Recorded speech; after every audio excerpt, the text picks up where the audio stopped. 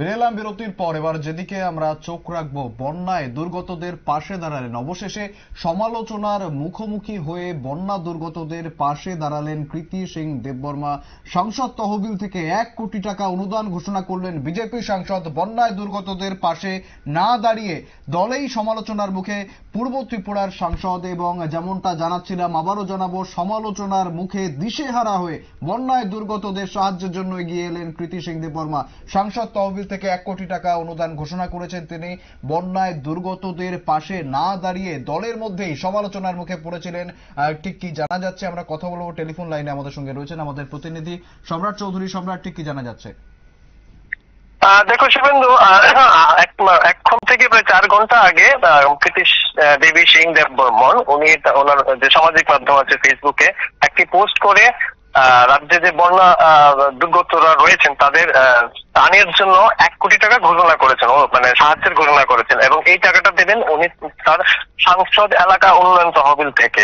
এলাকা উন্নয়ন তহবিলের অর্থ দিয়ে এবার বন্যা দুর্গতদের সাহায্য করা হবে। উনি শুধুমাত্র নিজের সামাজিক মাধ্যমে এটা ঘোষণা দিয়েছেন। গতকালকে পশ্চিম ত্রিপুরা আসন লোকসভা আসনের যে সাংসদ রয়েছে বিপ্লব কুমার দেব একইভাবে তার সাংসদ এলাকা উন্নয়ন তহবিল থেকে 1 কোটি টাকা দেওয়ার ঘোষণা করেছিলেন।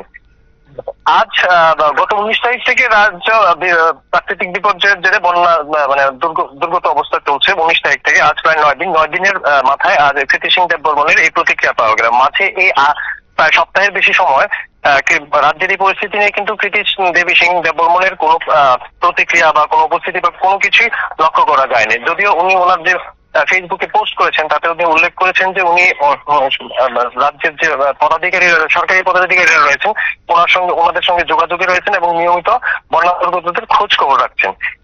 এখানে আরেকটি বিষয় লক্ষণীয় হচ্ছে কৃতি দেবী সিং দেববর্মন বিজেপি সাংসদ হলেও বিজেপির যে সামাজিক মাধ্যম রয়েছে ফেসবুক বা অন্য ইনস্টাগ্রাম টুইটার যে গুলি রয়েছে সেগুলিতে কিন্তু ওনার এই অনুদানের কোনো প্রচার নেই। একইভাবে পশ্চিম ত্রিপুরা লোকসভা আসনের বিপ্লব কুমার দেবের যে 1 কোটি টাকা অনুদান দিয়েছেন সেটা কিন্তু বিজেপির ফেসবুক পেজ থেকে ঘটা করে প্রচার করা হয়েছে। শুভেন্দু, একেবারে, অর্থাৎ দলের মধ্যেই তিনি সমালোচনার মুখে পড়ছেন।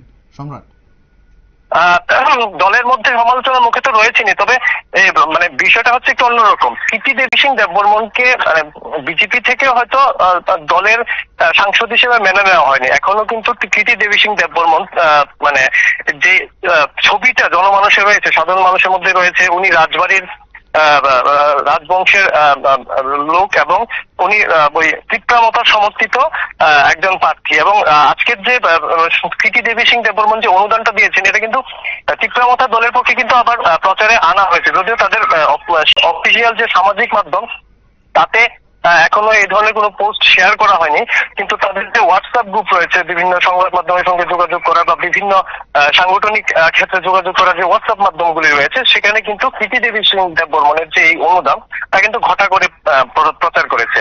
গোটা বিষয়টা নিয়ে বিজেপি সাংসদদের মধ্যে, বিজেপি দলের মধ্যে একটা ভীষণ রকম পার্থক্য আজকে লক্ষ্য করা গেল। তো উনি ঘোষণা করেছেন প্রায় 4 ঘন্টা হয়ে গেছে এবং 4 ঘন্টা আমি 12:20 পর্যন্ত বিজেপির যে পেজ আছে তাতে কৃতি দেবী সিং এর দেববর্মনের যে অনুদান তার কিন্তু কোনো প্রচার লক্ষ্য করা যায়নি। শুভেন্দু, একেবারে ধন্যবাদ সম্রাট।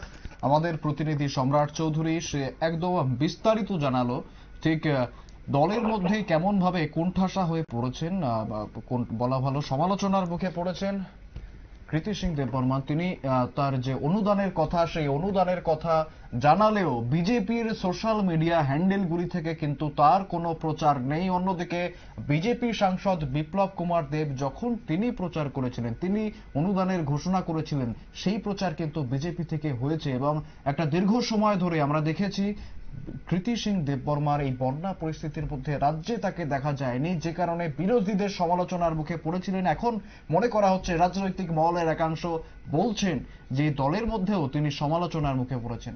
ফিরে আসছে একটি বিরতির পর, সঙ্গে থাকুন।